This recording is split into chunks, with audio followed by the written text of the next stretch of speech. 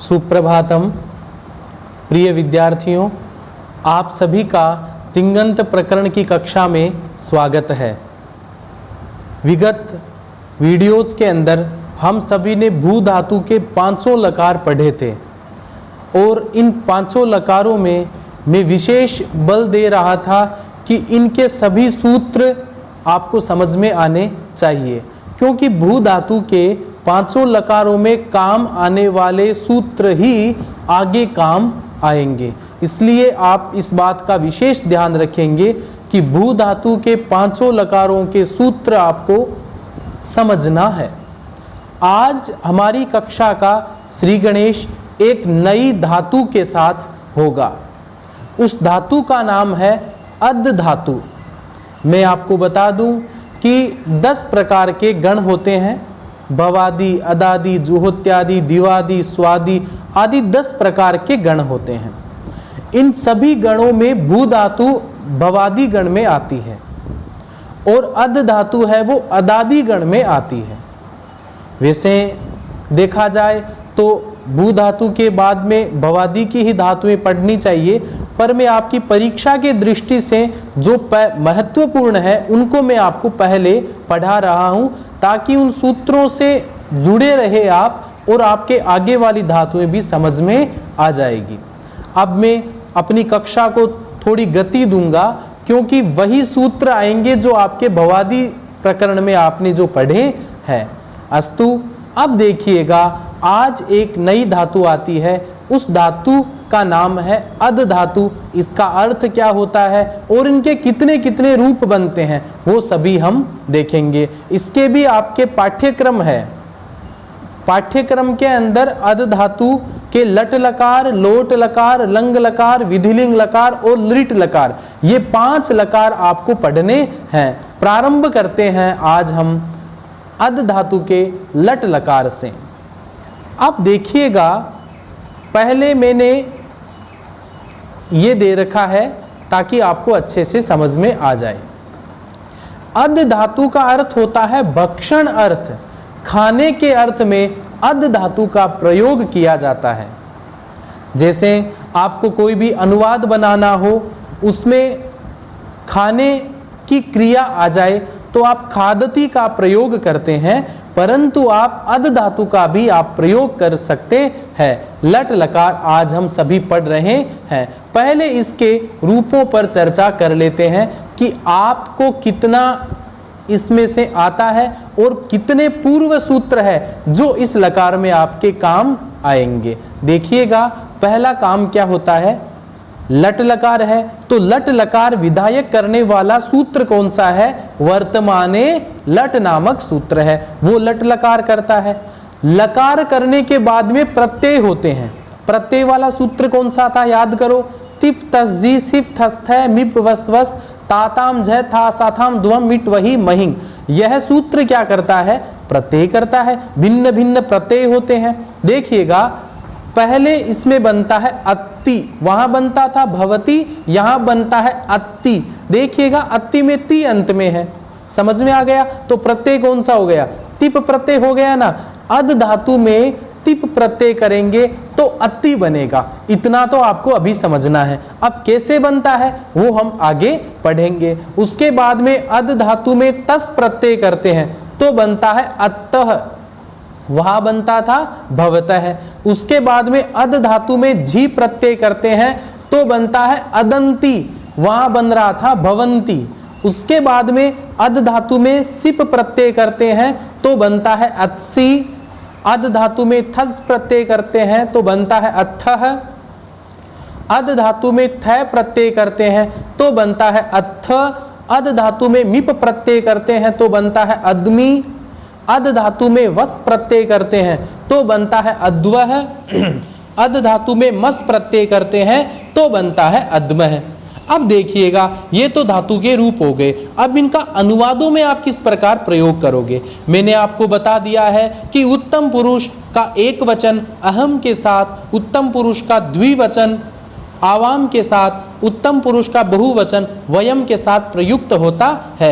याद रखेंगे ना आप। अहम का अर्थ क्या होता है, मैं होता है। आवाम का अर्थ हम दोनों, वयम का अर्थ हम सब होते हैं। तो देखिएगा अहम आदमी, जैसे अहम का अर्थ मैं होता है, मैं खाता हूं, तो इसके लिए क्या बनेगा? अहम आदमी बनेगा, अहम अत्ती नहीं बनेगा, न अहम अत्सी बनेगा। क्या बनेगा वहां पे? अहम आदमी। याद रखिएगा, अहम के साथ में उत्तम पुरुष एक वचन का पद आरक्षित है, वहीं पे यह होता है। उसी प्रकार आवाम अद्व है। आपके परीक्षा में आ जाए, हम दोनों रोटी खाते हैं, तो क्या होगा? आवाम रोटी काम अद्व है। आपके अनुवाद भी समझ में आने चाहिए। इसी प्रकार वयम अद्म है। समझ में आ गया? मध्यम पुरुष के एक वचन में त्वम लगता है। क्या लगता है? त्वम। त्वम का अर्थ क्या होता है? तुम होता है। युवाम मध्यम पुरुष के द्विवचन में लगता है। देखो, मध्यम पुरुष एक वचन, मध्यम पुरुष द्विवचन, तो क्या बनेगा? उसके बाद में तुम सब, यूयम के साथ में मध्यम पुरुष का बहुवचन लगता है। अब देखो अनुवाद बनाते। त्वम अत्सी, तुम रोटी खाते हो, तो क्या बनेगा? त्वम रोटिकाम अत्सी बनेगा। समझ में आ गया? युवाम रोटिकाम अत्थ है। उसके बाद में यूयम रोटिकाम अत्थ। तो देखो किस प्रकार से युवाम के साथ में अत्थ लगा, यूयम के साथ में अत्थ लगा। आपके समझ में आ गया? तो मध्यम और उत्तम पुरुष का तो सीधा सा आपको करना है, अहम आवाम वयम, तुवम युवाम यूयम। अब जो प्रथम पुरुष है उसके साथ में आप कोई क्रिया, कोई कर्ता एक वचन है तो एक वचन, जैसे बालक है भोजनम अत्ति बन गया। समझ में आ गया? दो बालक है तो बालकौ भोजनम अत्तः बन गया। बहुत सारे बालक है तो बालकाः भोजनम अदंति बन गया। जितने भी कर्ता शेष रह गए अस्मद और युष्मद के अलावा, उनमें प्रथम पुरुष का एक वचन, द्विवचन और बहुवचन हो जाएगा। यह तो बात हुई अद धातु के लट लकार की व्यावहारिक अनुवाद में किस प्रकार प्रयोग करते हैं उसकी। अब देखिएगा, अब एक सूत्र आता है अद धातु का, नया ही सूत्र है, इसको हम सभी समझेंगे। देखो, सूत्र का पदच्छेद करते हैं। सूत्र है अदि प्रभृतिभ्यः शप नामक सूत्र है। इस सूत्र का पदच्छेद होता है अदि प्रभृतिभ्यः शप। अब यहां पे एक शब्द लिखा है प्रभृति। शब्द कौन सा लिखा है? प्रभृति। प्रभृति शब्द का अर्थ होता है आदि। क्या होता है? आदि, अर्थात इनके अलावा। तो अदि प्रभृतिभ्यः का अर्थ क्या हो गया?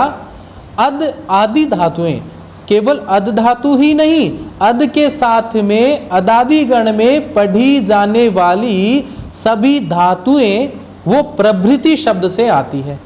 समझ में आ गया? अदि प्रभृतिभ्यः शप। शप का मतलब वहां पे शप का क्या हो जाता है? लुक हो जाता है। ध्यान से सुनो कि लुक, श्लू, लुप, ये तीन आपके नए शब्द है, पारिभाषिक शब्द है। इनका अर्थ लोप ही होता है।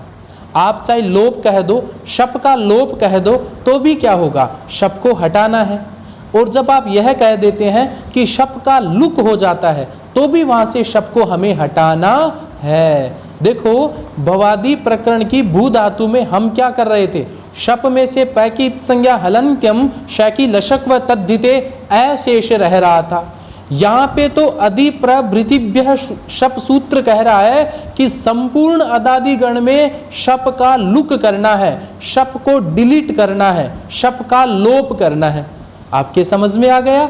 अब देखिएगा, यह आपके सामने वृत्ति अदादि गण में आने वाली सभी धातुओं में शप का लुक हो जाता है। शप किससे आता है पता है ना? तिंशित सार्वधातुकम से सार्वधातुक संज्ञा, कर्तरी शप से शपागम जो होता है, उस शप का यह सूत्र क्या कर देता है? लुक या लोप कर देता है। लुक का अर्थ शप का दिखाई नहीं देना लोप है। यहाँ लोप नहीं कहकर लुक का प्रयोग किया है। फर्क इतना ही है, लोप कह देते तो भी शब्द को हमें क्या करना था? डिलीट करना था। परंतु जब यहाँ पे लुक कह दिया तो इसका अभिप्राय क्या हो गया? लुक प्रयोग किया गया है। इससे जिस प्रत्यय का लोप हो गया उसको मानकर अंग कार्य नहीं किया जाता है। एक बात बताऊं, एक है ना प्रत्यय लोपे प्रत्यय लक्षणम नामक सूत्र है। वो क्या कहता है कि यदि कोई प्रत्यय का लोप होता है और उस प्रत्यय के कारण यदि कोई काम हो रहा था, भले ही उस प्रत्यय का हमने लोप कर दिया हो, फिर भी उसको मानकर जो काम होते हैं कर दो, कोई चिंता की बात नहीं है। परंतु लुक कह दिया, ऐसा कह दिया ना कि प्रत्यय का लुक हो गया, लुक हो गया, इसका अर्थ यह हो गया कि हमें उसको मान करके कोई हम काम नहीं कर सकते। समझ में आ गया? जिस प्रकार हमारे कंप्यूटर में क्या होता है कि हम किसी फाइल को डिलीट करते हैं तो वो रिसाइकिल बिन में चली जाती है, ठीक है। यदि पुनः चाहिए तो हम उसको पुनः ला सकते हैं। यदि आपने रिसाइकिल बिन में जाकर डिलीट कर दी तो फिर बाद में वहां से फिर आप नहीं ला सकते। लुक यही काम करता है, एक बार हमें लोप कर दिया, उसको मानकर अंग कार्य नहीं होंगे। समझ में आ गया? जैसे अध धातु में जब हम शप प्रत्यय करेंगे ना, तो शप का वहां पे क्या हो जाएगा, लोप, पूरे के पूरे शप को ही हम वहां से हटा देंगे, तो क्या शेष रहेगा, अध प्लस ती हमारे सामने शेष रहेगा। आगे चले, चलो अब देखो एक सूत्र आता है जो वैसे तो संधि का है, पर यहां आ रहा है तो प्रसंगवश मैं उसका भी आपको अर्थ बता रहा हूं। देखो यह आपकी इस प्रकरण में नहीं मिलेगा, अलग से बता रहा हूं। सूत्र का नाम है खरीचय। सूत्र का नाम क्या है, खरीचय। खरीचय में दो पद है, पहला पद खरी, दूसरा पद है चय। खरी में सप्तमी विभक्ति है। समझ में आ गया? खरी में कौन सी विभक्ति है, सप्तमी एक वचन। जहां पे सप्तमी विभक्ति होती है वहां पे उसका अर्थ होता है परे रहते। एक सूत्र है तस्मिन् नीति निर्दिष्टे पूर्वस्य, वह सूत्र क्या कहता है, जिसमें सप्तमी विभक्ति हो ना तो उसके पूर्व वाले को कार्य होता है। तो अर्थ क्या हो गया, खरी, खर प्रत्याहार बाद में रहने पर। समझ में आ गया? चय, अब चय का अर्थ क्या होता है, देखिएगा, खर प्रत्याहार बाद में रहने पर। अब एक बात बताओ, खर प्रत्याहार क्या है, मैं बताता हूं।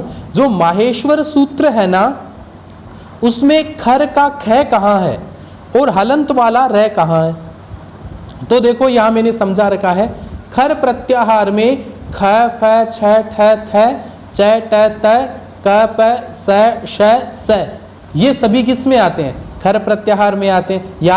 याद रखना ना आपको।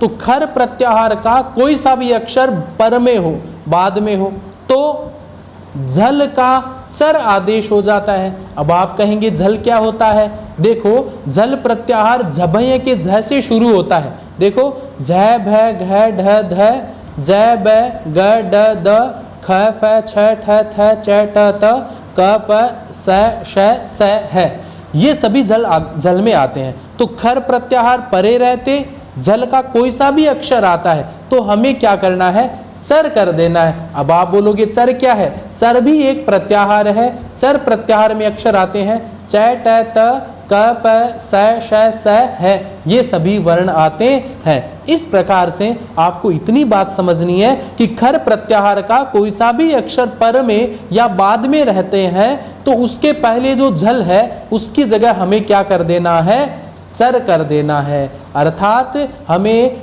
पहला अक्षर कर देना है। अब देखो आप इसको समझिए, आपको मैंने उदाहरण देके समझाया है। जैसे अद प्लस ती है ना, शब का तो हमने अधिप्रभृतिभ्य सूत्र से लोप कर दिया है ना। अब देखो यहाँ पे अद का जो द है ना और तिप का तय पड़ा है हमारे सामने, समझ में आ रहा है ना।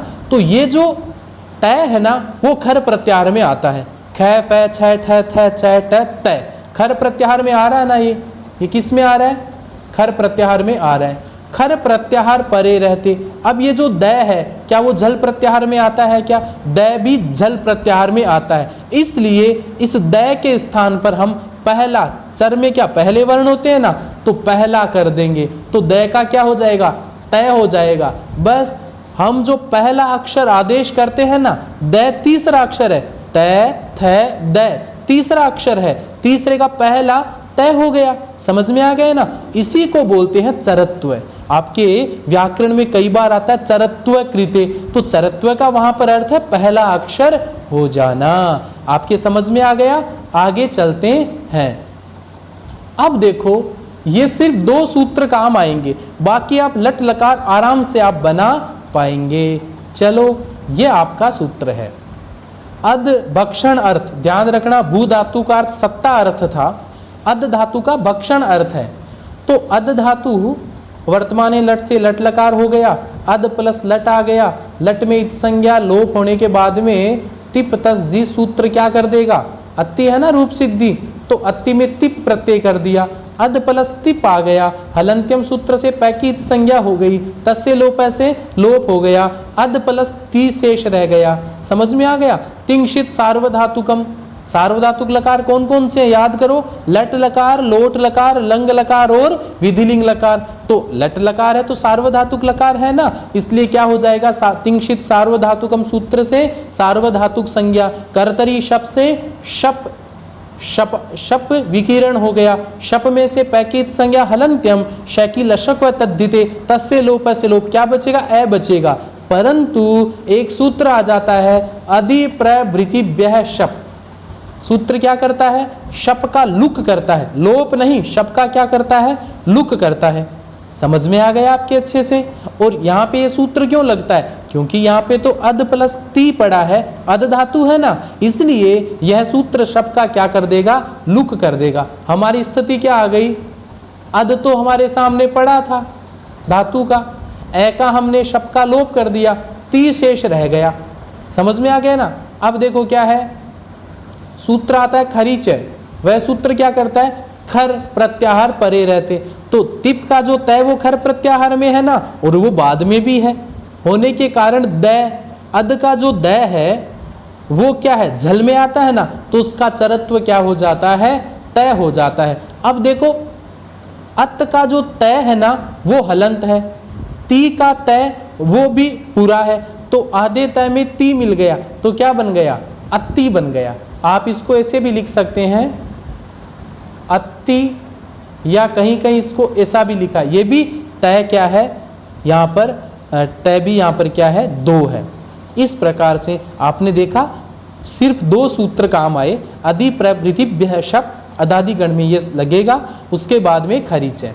आगे देखते हैं, रूप सिद्धि बनती अत्त है, अद धातु वर्तमान लट से लट लकार, उसके बाद में तिप तस जी सूत्र से तस प्रत्यय, अद प्लस तस बन गया, तिंशित सार्वधातुकम से सार्वधातुक संज्ञा हो गई, कर्तरी शप से शपागम हो गया, अधिप्रभृतिभ्य सूत्र अद धातु है, इसलिए शप का क्या कर देगा, लोप कर देगा। हमारे सामने क्या शेष रह गया, अद प्लस तस, शेष क्या रह गया, अद प्लस तस। खरीच सूत्र है वो क्या कर देता है, खर प्रत्याहार, तस का जो तय है वो क्या है, खर प्रत्याहार में है ना, इसलिए दय का क्या कर देगा, चरत्व क्या कर देगा, तय कर देगा ना, तो क्या बन जाएगा, अत प्लस तस। यहां तक दय को तय कर दिया खरीच से, तस हमारे सामने पड़ा है, तो क्या बन गया, अतस बन गया। समझ में आ गया? सह का ससजुषोरु नाम का सूत्र है, वह सूत्र सह का रू कर दिया, रू में उपदेशे जुनुनासिक इत सूत्र से ऊ की इत संज्ञा हो गई, तस्य लोप ऐसे लोप हो गया, क्या बन गया, अत्तः बन गया। आपको समझ में आ गया, अत्ति अत्तः।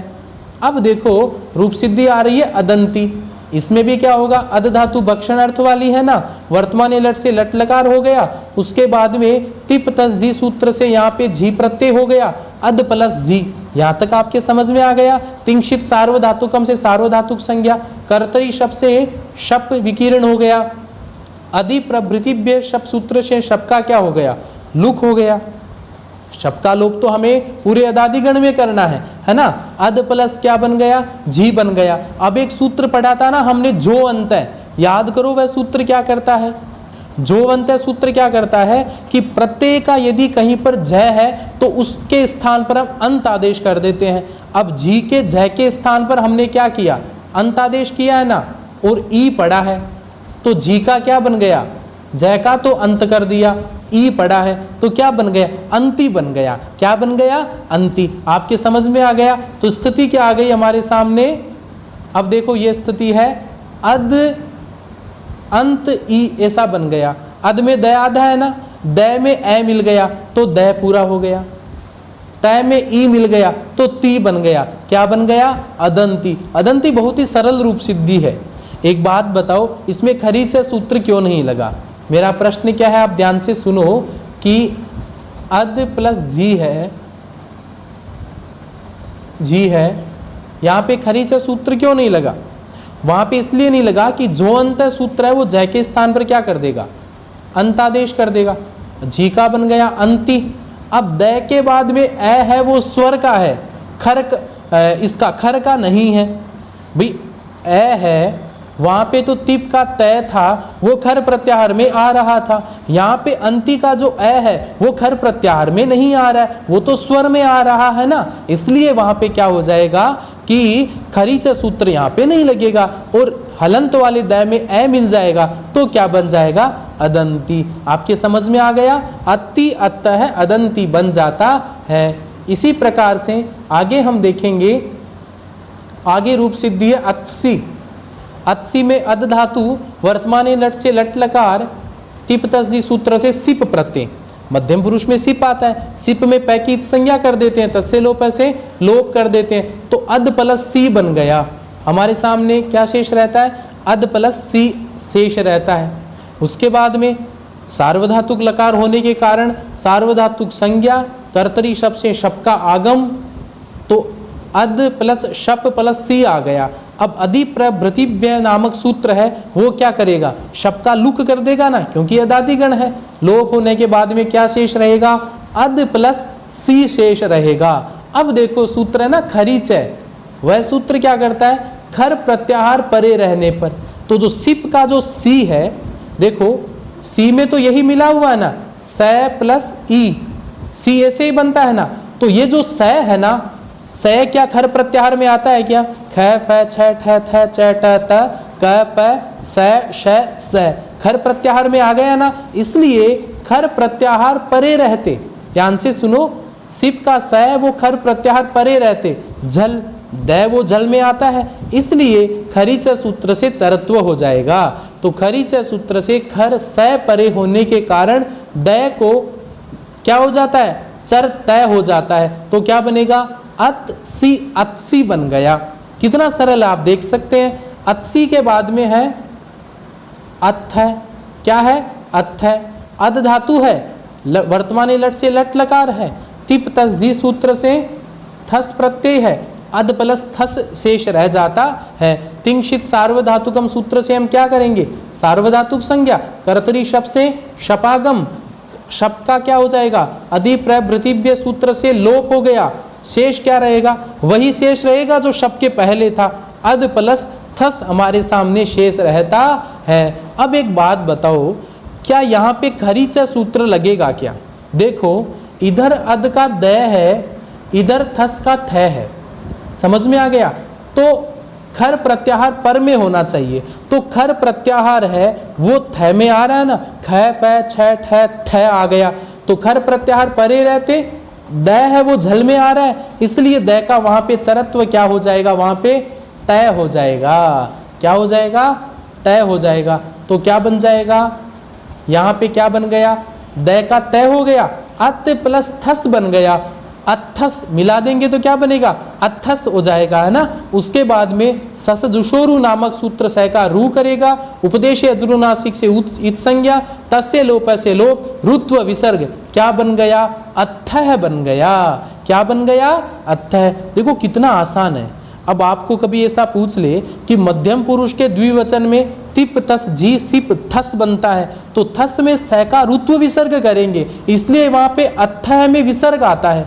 इसलिए आप बिल्कुल भी कंफ्यूज मत होना कि कहाँ पे विसर्ग आता है और कहाँ पे विसर्ग नहीं आता है। अब देखिएगा रूप सिद्धि बनेगी अथ, इसमें भी अध धातु लट लकार, उसके बाद में तिप तस्दी सूत्र से थ प्रत्यय, अध प्लस थ हमारे सामने शेष रह गया। सार्वधातुक संज्ञा, कर्तरी शब्द से शप अनुबंध लोप, अधिप्रभृतिव्य सूत्र है वो अदादिगण में शप का लोप करता है, तो क्या शेष रह गया? वही शेष रह गया जो पहले था, क्योंकि शप आया, शप का हमने लुक कर दिया, तो क्या शेष रह गया? अध प्लस थ। खरी च सूत्र से यहाँ पे क्या हो गया? अब बताओ खरी च सूत्र लगेगा क्या?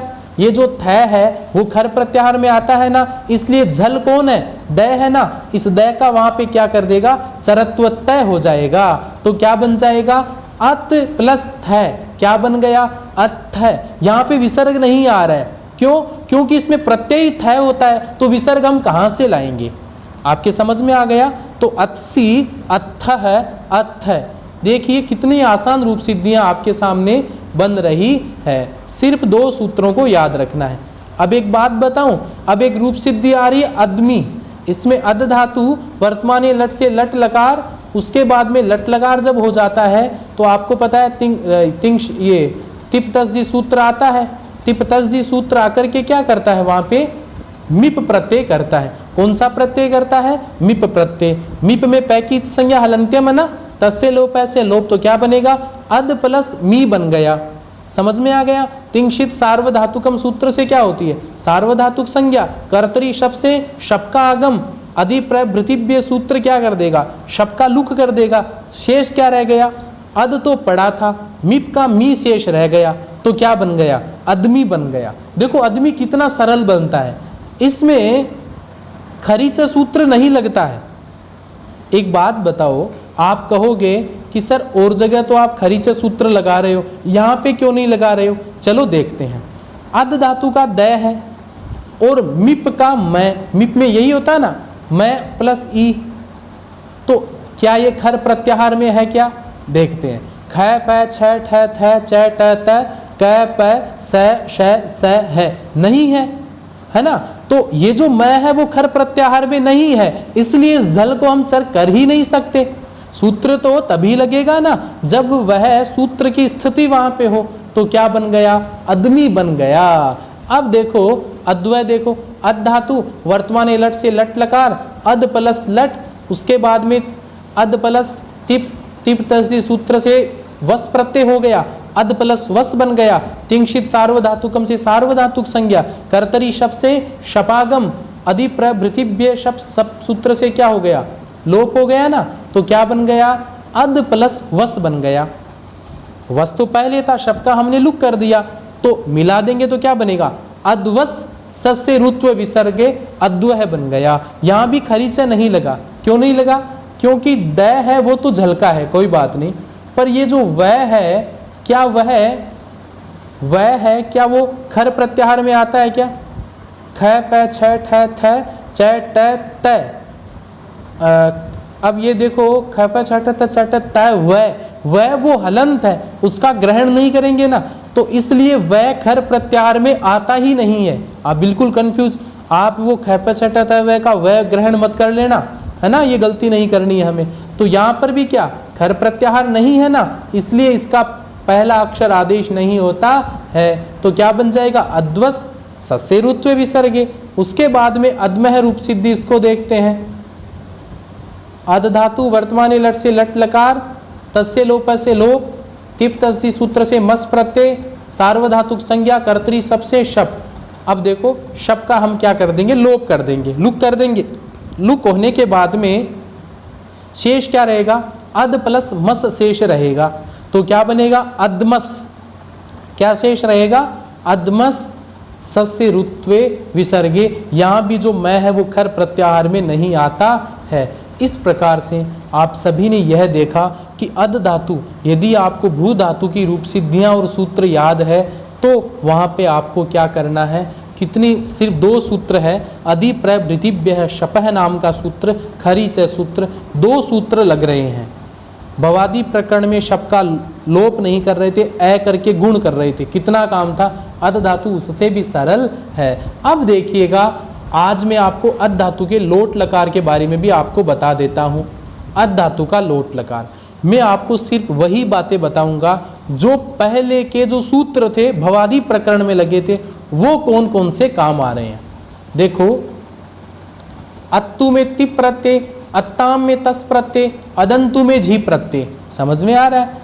अद्धि में सिप प्रत्यय, अत्तम में थस प्रत्यय, अत्तय में थ प्रत्यय, अदानी में मिप प्रत्यय, अदाव में वस प्रत्यय, अदाम में मस प्रत्यय। समझ में आ गया।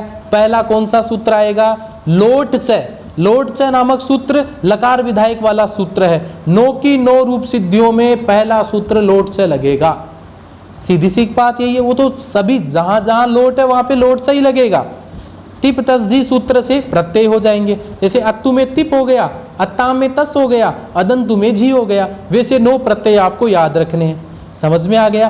तिंशित सार्वधातुकम सार्वधातुक संज्ञा करेगा, क्योंकि लट लोट लंग विधिलिंग और ये सभी चारों लकार क्या है, सार्वधातुक लकार है। तो तिंशित सार्वधातुकम से सार्वधातुक संज्ञा, कर्तरी शप से शपागम हो जाएगा। समझ में आ गया। अब चेंज क्या होगा कि अधि प्रभृतिभ्य शपह नाम का सूत्र है, वो शप का लोप कर देगा।